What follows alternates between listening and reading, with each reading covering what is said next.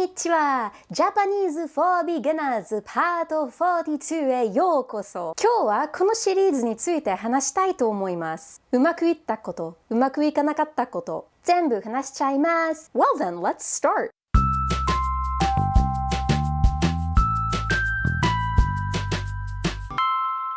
So if you have stumbled upon this video, it's not going to make very much sense. This is part 42. It's like an epilogue or a postmortem of a Japanese for Beginners series that I did on this channel. So check out that series if you want to learn Japanese. In this video, I'd like to just talk about what went well, what didn't go so well, what I learned along the way, and about part 2 perhaps. So I'm really glad that I did this project that took almost a year of my life.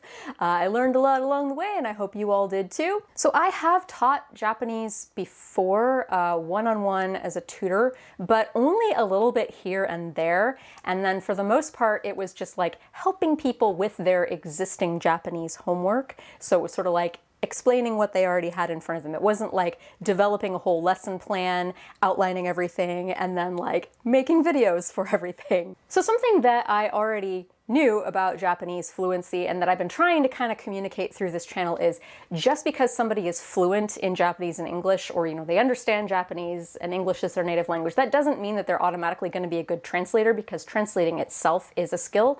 And the same is true of teaching. Just because someone is fluent in Japanese and English, that does not mean that that person is going to be a good teacher of Japanese or English. There's like a lot of skills in teaching itself. And it's especially challenging, I found, because every one of you guys watching these videos is coming from a different place and you're all at different levels all over the place. Some of you really were starting like from the absolute beginning, like you didn't even know hiragana and katakana yet. So some of my earlier videos probably alienated you a little bit because I kind of was working under the assumption, well, when I started learning Japanese in class, like I had already taught myself hiragana and katakana, but like that's a false assumption. Not everyone is coming from that level of proficiency.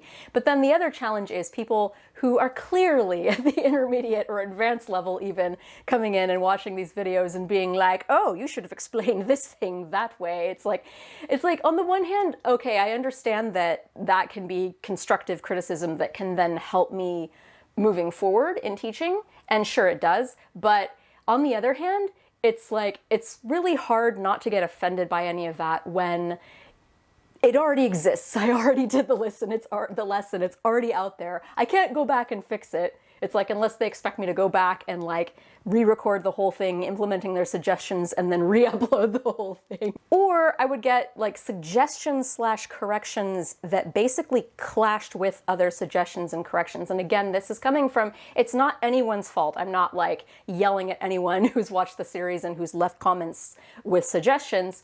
It's just like, half of the audience would say things like, oh, it's way too fast, I can't understand what you're saying. And then the other half of the audience would be like, oh, I wish you would speak more at native speed.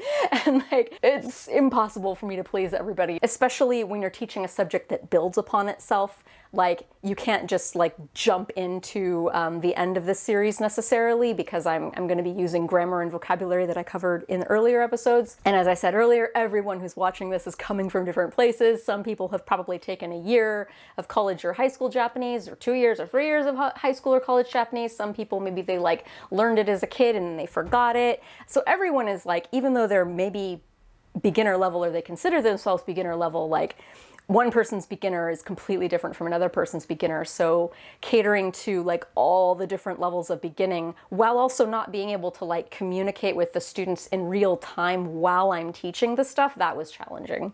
And then, of course, it was also a challenge like just constructing all of these lessons. It was really useful, of course, having the Genki textbook as a skeleton to just go off of, okay, they taught this concept, then they taught this concept, then they taught this concept.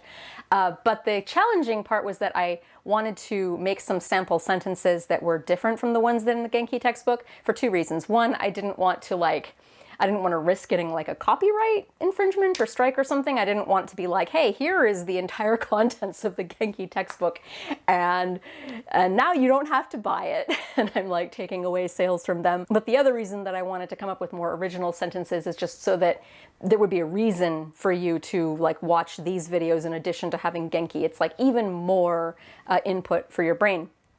But then the challenging part of that was it's really tough Like, it's not so hard for me coming up with just Japanese sentences. I can just say a sentence. But what was super, super hard is like at least 50% of the sentences that I would come up with in my head, like, oh, this would be a good sentence to teach this concept. It would have some other grammar or some other like vocabulary. Well, vocabulary wasn't a big deal, but it would have some other grammar rule that, oh, wait, they don't cover that grammar in Genki Volume 1, or, oh, wait, we haven't covered that grammar yet, so I can't do this sentence. So especially towards the beginning of the series, it was really, really challenging coming up with sample sentences, like only using 1 or 2 grammar rules. And then like as a result, also, I would come up with some of these sample sentences. And this is really true, just heads up, if you're learning Japanese from any textbook or any class or any source, any of those sentences that you encounter at the very beginning are, as a general rule, gonna be kind of unnatural sounding to native speakers just because you're using such limited grammar. It's just inevitable that it be that way. But because of that also, some of those sentences, like especially earlier on in the series, I would kind of mess up. Like in my mind, I would know, oh, well, that's not how they would actually say it. They would say, it's like, well, they would actually use particle ga here, but we haven't technically covered particle ga yet, so I'm just going to use particle wa, because it's still technically correct, although not the best. But then, as a result, that can kind of confuse people, especially, again, since some people are coming into this series already knowing about particle ga, so then they're like, well, wait, why didn't you use particle ga there? So things like that were pretty challenging to deal with. And also because I put myself on such a tight deadline and I just wanted to get all these videos out as quickly as possible, like my sample sentences that I composed, I did not like double check them enough, like it's as easy as just like copy pasting it into Japanese Google and then seeing if I said like sora wa aoi desu is like my sentence that I'm trying to, you know, see if it's a good sentence. If I Google sora wa aoi desu, and then like if all of the search results come back with sora ga aoi desu, for example, I don't actually know if that is what would happen. Let me see. Sora ga aoi, sora ga aoi, sora wa naoi. All right, well, it looks like, according to Japanese Google, it's kind of 50-50. Sora ga aoi, sora wa aoi. But anyway, point being, I should have looked up all of my sample sentences just to double check and make sure that it was like more natural Japanese. And again, it's like in my brain, I kind of knew, well, this isn't exactly how I would say this sentence, but the way that I would say the sentence uses grammar we haven't covered yet. So again, that was part of the challenge. But in spite of the challenges, of course, it was fun making this series. Like I said, it was really nice having that Genki textbook to just kind of use as a skeleton. When I make other videos on this channel, I sometimes I have to think of ideas, or I ask the audience for ideas, or, you know, and then it's kind of different every time. And then, oh, how should I edit this video? But like this Genki series it was so nicely formulaic. Like the same introduction for every video, the same thumbnail for every video, the same, like I just go to this next page of the Genki textbook and then I teach this thing. And scripting out the episodes were pretty easy because of that as well. And then I also had a fun time, even though I had to kind of stop it halfway doing Juku. I might reinstate Juku in the future. I freaked out because like I had 3 extremely busy translating weeks where it's just like, wow, I'm killing myself if I'm gonna have, like I only had, I think 5 Juku students at the time, but I was thinking, oh no, what if I get like 20 Juku students and then I have to grade all of their papers? That can take quite a while. And then like, if that hits me while I have a bunch of translating work, I'm kind of screwed.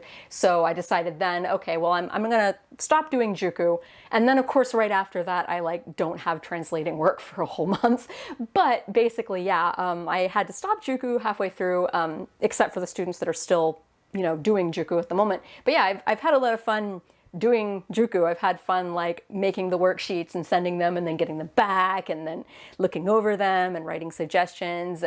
That's kind of what I was missing, as I briefly touched upon earlier in this ramble, of how it's challenging when you're teaching, but it's not in real time. Like you're not getting any like people responding in real time to what you're saying. Like I can't explain something and then be like, did you understand that? And then everyone like, yes, I understood that, or no, and then I have to explain it differently.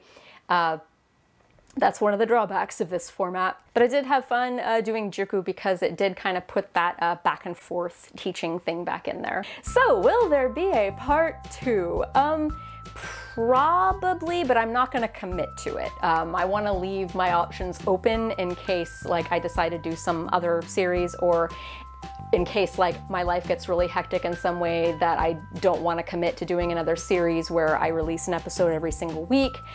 In either case, regardless, like whether, well, if I don't do a part 2, it'll just never happen. But if I do make part 2 to this series, it won't be for probably a few months before I start it. I guess this will also partly depend on demand.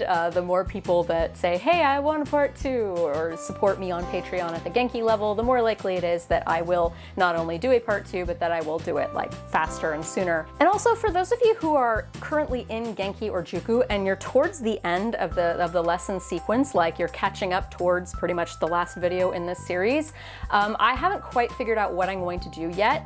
After you run out of material, after you run out of worksheets or study guides for me to send you. So I'm open to some suggestions. I probably will have already sent out a message, or I'm going to send out a message to all of you asking for suggestions of how you want to handle your Patreon pledges moving forward, as long as there is no new Japanese for beginners material out there. Once you get to the end, I think there's like 38 or something worksheets or study guide cycles. So if you're like currently on 35 or something, you're almost done, and there won't be any more after that.